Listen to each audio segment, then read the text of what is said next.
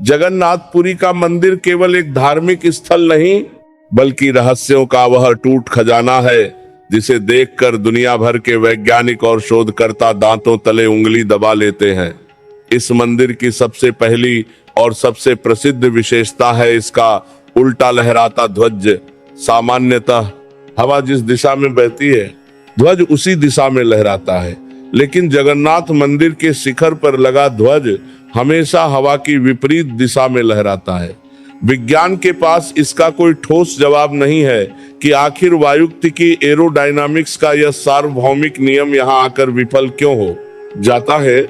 इतना ही नहीं, इस ध्वज को बदलने की परंपरा भी रोंगटे खड़े कर देने वाली है। हर दिन एक पुजारी 800 फीट ऊंचे मंदिर के शिखर पर बिना किसी सुरक्षा उपकरण के उल्टा चाकर ध्वज बदलता है। मान्यता है कि यदि एक दिन भी ये ध्वज नहीं बदला गया तो मंदिर अगले 18 वर्षों के लिए बंद हो जाएगा। दूसरा सबसे बड़ा चमत्कार है मंदिर की छाया। चाहे दिन का कोई भी समय हो, सूर्य की रोशनी कितनी भी तेज क्यों न हो, जगन्नाथ मंदिर के मुख्य शिखर की परछाई कभी भी जमीन पर नहीं गिरती। यह वास्तुकला आर्किटेक्चर का ऐसा बेजोड़ नमूना है जिसे आज के आधुनिक इंजीनियर भी नहीं समझ पाए हैं। मंदिर की संरचना कुछ इस तरह की गई है कि इसकी छाया हमेशा लुप्त रहती है। अब बात करते हैं सुदर्शन चक्र की। मंदिर के शिखर पर लगा अष्टधातु का सुदर्शन चक्र करीब 1 टन वजनी है। इसे इस तरह से लगाया गया है कि आप पूरी शहर के किसी भी कोने से किसी भी दिशा में खड़े होकर इसे देखें तो आपको ऐसा ही महसूस होगा कि सुदर्शन चक्र का मुख आपकी ही तरफ है। उस समय बिना किसी क्रेन या मशीन के इतने भारी चक्र को इतनी ऊंचाई पर कैसे स्थापित किया गया और उसे ये एंगल कैसे दिया गया, ये आज भी एक अनसुलझा रहस्य है। एक और चमत्कार जो आपको दंग कर देगा वह है यहाँ की हवा का रुख। दुनिया भर के समुद्री तटीय इलाकों में दिन के समय हवा समुद्र से धरती की ओर और रात में धरती से समुद्र की ओर चलती है, लेकिन पुरी में यह चक्र पूरी तरह से उल्टा है। यहाँ दिन में हवा मंदिर से समुद्र की ओर और रात में समुद्र से मंदिर की ओर बहती है। इसे प्रकृति का करिश्मा कहें या जगन्नाथ स्वामी की इच्छा, इसका कोई वैज्ञानिक आधार नहीं मिल पाया है। मंदिर के भीतर का सबसे गहरा अनुभव है सिंहद्वार की शांति। मंदिर के प्रवेश द्वार सिंहद्वार पर कदम रखने से पहले आपको समुद्र की लहरों की तेज आवाज सुनाई देती है, लेकिन जैसे ही आप अपना एक पैर सिंहद्वार के भीतर रखते हैं, समुद्र की आवाज पूरी तरह से गायब हो जाती है। ऐसा लगता है जैसे आप किसी दूसरी दुनिया में आ गए हों जहां सन्नाटा है। जैसे ही आप मंदिर से एक कदम बाहर निकालते हैं, लहरों का शोर फिर से सुनाई देने लगता है। पुरी का महाप्रसाद भी किसी चमत्कार से कम नहीं है। मंदिर की रसोई दुनिया की सबसे बड़ी रसोई मानी जाती है, जहां 500 रसोइये और 300 सहयोगी काम करते हैं। यहाँ प्रसाद पकाने के लिए 7 मिट्टी के बर्तनों को एक के ऊपर एक रखा जाता है।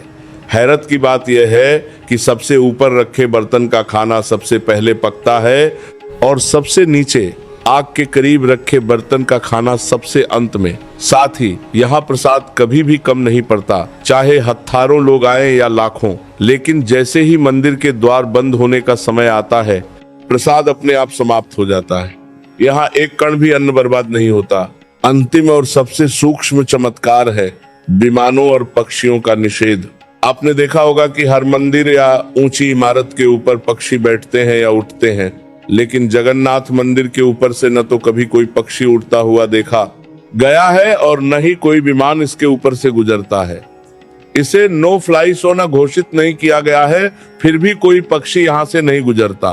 भक्तों, ये चमत्कार बताते हैं कि जगन्नाथपुरी में साक्षात भगवान का निवास है। जो लोग केवल बुद्धि से इसे देखना चाहते हैं वे उलझ कर रह जाते हैं, और जो श्रद्धा से देखते हैं उन्हें प्रभु की उपस्थिति का एहसास होता है। पूरी दुनिया में जगन्नाथ मंदिर इकलौता ऐसा प्रमुख मंदिर है जहां भगवान की मूर्तियां पत्थर या धातु की नहीं बल्कि दारू नीम की लकड़ी से बनी है। इन मूर्तियों के पीछे सबसे बड़ा रहस्य छिपा है। नवकालेवर की प्रक्रिया में हर 8, 12 या 19 साल बाद जब 2 आषाढ़ मास आते हैं, तब पुरानी मूर्तियों को बदलकर नई मूर्तियां स्थापित की जाती हैं। यह प्रक्रिया किसी इंसान के पुराने वस्त्र बदलकर नए वस्त्र धारण करने जैसी है। लेकिन इस बदलाव के दौरान जो घटित होता है वह रोंगटे खड़े कर देने वाला है। जब मूर्तियों को बदलने का समय आता है तो पूरे शहर की बिजली काट दी जाती है। मंदिर के चारों ओर सुरक्षा का घेरा इतना कड़ा होता है कि वहां कोई परिंदा भी पर नहीं मार सकता। मंदिर के भीतर केवल एक पुजारी होता है जिसकी आंखों पर पट्टी बंधी होती है और हाथों में दस्ताने होते हैं। उस अंधेरे और सन्नाटे में पुरानी मूर्ति के भीतर से एक ब्रह्म पदार्थ को निकालकर नई मूर्ति में स्थापित किया जाता है। इस ब्रह्म पदार्थ के बारे में आज तक कोई स्पष्ट जानकारी नहीं मिल पाई है, लेकिन जिन पुजारियों ने इसे एक मूर्ति से दूसरी मूर्ति में स्थानांतरित किया है उनका अनुभव बड़ा ही अलौकिक है। वे बताते हैं कि हालांकि उनके हाथों में दस्ताने होते हैं, फिर भी जब वे उस पदार्थ को छूते हैं तो उन्हें ऐसा महसूस होता है जैसे कोई चीज उनके हाथों में उछल रही है, जैसे किसी पक्षी का कोमल शरीर हो या किसी जीवित प्राणी का धड़कता हुआ दिल। मान्यता है कि ये साक्षात भगवान कृष्ण का वह हृदय है जो महाभारत के अंत में उनके देह त्याग के बाद भी जलता रहा और आज भी इस जगत की ऊर्जा का केंद्र बना हुआ है। एक और अद्भुत पक्ष है मूर्तियों का आकार। यदि आप गौर करें तो जगन्नाथ स्वामी, बलभद्र जी और सुभद्रा जी की मूर्तियां अधूरी सी लगती हैं। उनके न तो पूरे हाथ हैं और न ही पैर। इसके पीछे की कथा शिल्पी विश्वकर्मा और रानी गुंडिचा से जुड़ी है, लेकिन इसके पीछे का दार्शनिक अर्थ यह है कि भगवान निराकार होकर भी साकार हैं। वे हाथ न होते हुए भी पूरे संसार को थामे हुए हैं और पैर न होते हुए भी हर भक्त के पास पहुंच जाते हैं। इन लकड़ी की मूर्तियों को हर साल रंगा जाता है, लेकिन आश्चर्य की बात यह है कि समुद्र के खारेपन और नमी वाली हवा के बीच रहने के बावजूद ये लकड़ियां कभी सत्ती नहीं है। मंदिर की रसोई का एक और रहस्यमय पहलू यह है कि यहाँ का भोजन लक्ष्मी माँ की देख रेख में बनता है। यहाँ की मान्यता है कि जब रसोइये महाप्रसाद तैयार कर रहे होते हैं तो उन्हें कभी कभी छाया के रूप में माँ लक्ष्मी के दर्शन होते हैं। रसोई घर में मिट्टी के जो बर्तन इस्तेमाल होते हैं वे केवल एक ही बार प्रयोग किए जाते हैं, दोबारा कभी भी पुराने बर्तन में खाना नहीं बनता। यहाँ तक कि चूल्हे की आग भी कभी बुझाई नहीं जाती, वह सदियों से निरंतर जल रही है। एक और बहुत ही गोपनीय बात जो स्थानीय पुजारी साझा करते हैं वह है नील चक्र का स्पंदन। मंदिर के सबसे ऊपरी हिस्से पर जो चक्र स्थित है वह केवल दिशा नहीं बदलता, बल्कि कुछ विशेष रात्रियों में वहां से एक सूक्ष्म कंपन निकलता है। कई योगियों का दावा है कि यदि कोई व्यक्ति पूरी तरह मौन होकर मंदिर के आंगन में सोए, जो कि वर्जित है पर पुराने समय में अनुमत था, तो उसे जमीन के भीतर से वेदों की जच्चाओं का स्वर सुनाई देता है। जगन्नाथ मंदिर का नीलाद्रि विजय उत्सव और रथ यात्रा भी इस ब्रह्मांडीय ऊर्जा का हिस्सा है। जब भगवान रथ पर सवार होकर अपनी मौसी के घर गुंडिचा मंदिर जाते हैं तो उस समय पुरी का वातावरण पूरी तरह बदल जाता है।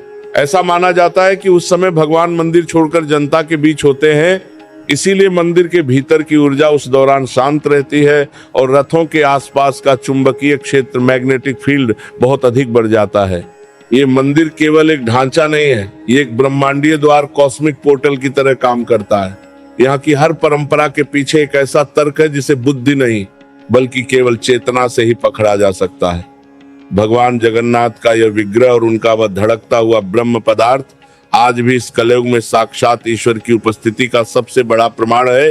पुरी के जगन्नाथ मंदिर की रसोई कोई साधारण स्थान नहीं है, इसे दुनिया की सबसे बड़ी और पवित्रतम रसोई होने का गौरव प्राप्त है। यहाँ की सबसे बड़ी विशेषता यह है कि यहाँ भगवान को चढ़ाया जाने वाला महाप्रसाद किसी आधुनिक यंत्र या बिजली के उपकरणों से नहीं बल्कि लकड़ी के चूल्हों और मिट्टी के बर्तनों में पकाया जाता है। इस रसोई के भीतर एक ऐसा चमत्कार रोज घटित होता है जो भौतिक विज्ञान फिजिक्स के सिद्धांतों को चुनौती देता है। प्रसाद पकाने के लिए 7 मिट्टी के बर्तनों को एक दूसरे के ऊपर एक स्तंभ की तरह रखा जाता है। आग केवल सबसे नीचे वाले बर्तन के नीचे जलती है। तर्क यह कहता है कि सबसे नीचे वाला बर्तन सबसे पहले गर्म होगा और उसका खाना सबसे पहले पकना चाहिए, लेकिन यहाँ इसके ठीक उलट होता है, सबसे ऊपर रखे। 7वें बर्तन का खाना सबसे पहले पकता है, उसके बाद छठे का और अंत में सबसे नीचे वाले बर्तन का खाना पककर तैयार होता है। वैज्ञानिक आज भी इस हीट ट्रांसफर के तरीके को समझ नहीं पाए हैं कि आखिर ऊर्जा गुरुत्वाकर्षण और ऊष्मा के सामान्य नियमों के विरुद्ध ऊपर से नीचे की ओर कैसे काम करती है। इस महाप्रसाद की एक और विलक्षणता इसकी मात्रा में छिपी है। पुरी में आने वाले भक्तों की संख्या कभी भी निश्चित नहीं होती। कभी वहां कुछ हजार लोग होते हैं तो कभी लाखों की भीड़ उमड़ पड़ती है। लेकिन इस रसोई का इतिहास रहा है कि यहाँ प्रसाद कभी कम नहीं पड़ा। चाहे जितने भी भक्त आ जाएं, हर किसी को तृप्ति तक भोजन मिलता है। लेकिन जैसे ही मंदिर के द्वार बंद होने का समय आता है और अंतिम भक्त भोजन कर लेता है, प्रसाद अपने आप समाप्त हो जाता है। वहां एक कण भी अन्न शेष नहीं बचता और न ही कभी फेंका जाता है। रसोई के भीतर की पवित्रता का नियम भी बहुत कड़ा है। यहाँ पकाया जाने वाला भोजन पूरी तरह से प्याज और लहसुन रहित होता है और इसमें केवल उन्हीं सब्जियों का उपयोग किया जाता है जो भारत की मिट्टी में प्राचीन काल से उगाई जा रही हैं। विदेशी मूल की सब्जियां जैसे आलू, टमाटर या फूल गोभी का यहाँ प्रवेश वर्जित है। खाना बनाते समय रसोइये अपने मुख पर कपड़ा बांधते हैं ताकि उनकी सांस भी भोजन को स्पर्श न करे। मान्यता है कि जब तक यह प्रसाद मां लक्ष्मी को समर्पित नहीं किया जाता तब तक इसमें कोई स्वाद या सुगंध नहीं होती, लेकिन भोग लगते ही ये दिव्य सुगंध से भर जाता है। मंदिर के भीतर एक और रहस्यमय स्थान है, रोहिणी कुंड। कहा जाता है कि इस कुंड का जल कभी दूषित नहीं होता और इसमें गिरने वाला कोई भी जीव मोक्ष को प्राप्त होता है। इसी कुंड के पास वह प्रसिद्ध कछुआ भी रहता है, जिसके बारे में माना जाता है कि वह सदियों से मंदिर की सेवा में है।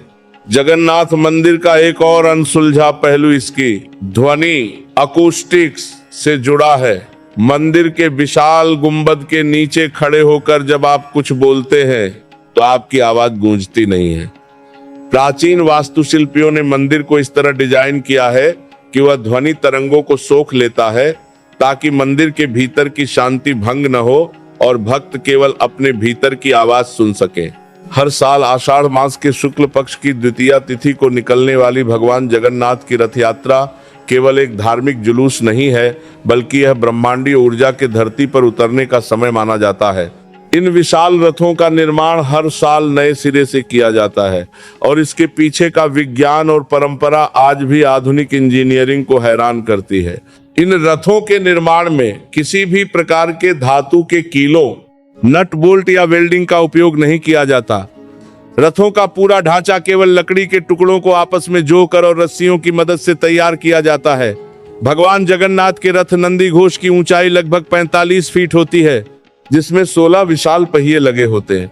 आश्चर्य की बात यह है कि बिना किसी आधुनिक मशीनरी के, केवल पारंपरिक मापों और औजारों के इस्तेमाल से हर साल इन रथों का संतुलन इतना सटीक होता है कि ये हजारों टन का वजन लेकर भी बिना किसी असंतुलन के चलते हैं। रथ यात्रा के दौरान एक बहुत ही रहस्यमयी स्थिति देखी जाती है, रथों का रुकना और चलना। कई बार ऐसा अनुभव किया गया है कि हजारों लोग मिलकर भी रथ को 1 इंच आगे नहीं बढ़ा पाते और कभी कभी वही रथ बिना किसी विशेष प्रयास के अपने आप गति पकड़ने लगता है। पुरी के स्थानीय लोगों और अनुभवी भक्तों का मानना है कि रथ तभी आगे बढ़ता है जब भगवान जगन्नाथ की इच्छा होती है। यदि वे किसी स्थान पर रुकना चाहें तो दुनिया की कोई भी ताकत उस रथ को वहां से हिला नहीं सकती। एक और अद्भुत परंपरा है छेरा पहरा। रथ यात्रा शुरू होने से पहले पुरी के राजा स्वयं एक सोने की झाड़ू से रथों के रास्ते को साफ करते हैं। यह रस्म सिखाती है कि भगवान के सामने राजा और रंक सब समान हैं। जैसे ही राजा झाड़ू लगाते हैं, वातावरण की ऊर्जा में एक भारी बदलाव महसूस किया जाता है। वहां मौजूद लाखों लोगों की भीड़ के बावजूद उस क्षण एक ऐसी शांति और अनुशासन का अनुभव होता है जो किसी मानवीय नियंत्रण से परे है। रथों की गति के साथ साथ समुद्री हवाओं का व्यवहार भी बदल जाता है। आमतौर पर समुद्र के किनारे हवाएं बहुत तेज होती हैं, लेकिन रथ यात्रा के 9 दिनों के दौरान जब भगवान अपनी मौसी के घर गुंडीचा मंदिर में होते हैं तो समुद्र शांत पड़ जाता है और हवाओं की दिशा में एक विचित्र ठहराव देखा जाता है। ऐसा लगता है जैसे प्रकृति भी ठहरकर भगवान के दर्शन कर रही हो। गुंडीचा मंदिर के बारे में भी एक गहरा रहस्य है। इसे भगवान का जन्म स्थान माना जाता है। यहाँ पहुंचने के बाद रथों को जिस दिशा में मोड़ा जाता है, वहां की जमीन का तापमान और चुंबकीय क्षेत्र, मैग्नेटिक फील्ड अन्य दिनों की तुलना में बहुत अधिक बढ़ा हुआ पाया गया है। वैज्ञानिकों के अनुसार लाखों लोगों की श्रद्धा और मंत्रों का उच्चारण उस स्थान की मिट्टी के परमाणुओं को चार्ज कर देता है।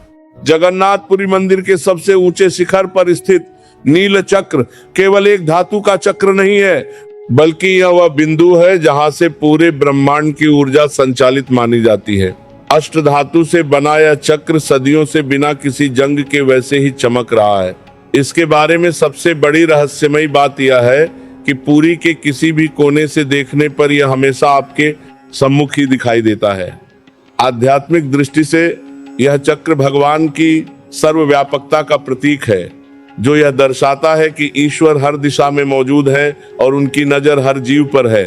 मंदिर के भीतर का एक और अद्भुत अनुभव है विष्णु और शिव का एकाकार। जगन्नाथपुरी को पुरुषोत्तम क्षेत्र कहा जाता है, जहां भगवान विष्णु जगन्नाथ के रूप में विराजमान है, लेकिन उनके रक्षक के रूप में साक्षात महादेव क्षेत्रपाल बनकर हर कोने में मौजूद हैं। यहाँ की परंपराओं में वैष्णव और शैव मत का ऐसा सुंदर मिलन मिलता है जो दुनिया में कहीं और दुर्लभ है।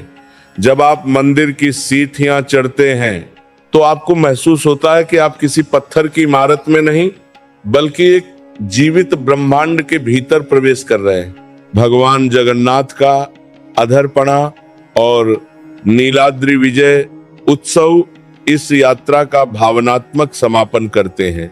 जब भगवान रथ यात्रा से वापस लौटकर मंदिर के द्वार पर पहुंचते हैं तो माता लक्ष्मी और उनके बीच का मान मनोबल मीठा झग्गा भक्तों को यह सिखाता है कि ईश्वर भी प्रेम के भूखे हैं।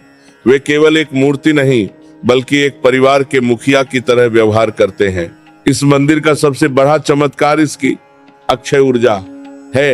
हजारों वर्षों के आक्रमण, चक्रवात और समय की मार झेलने के बाद भी जगन्नाथपुरी का वैभव कम होने के बजाय बता ही गया है।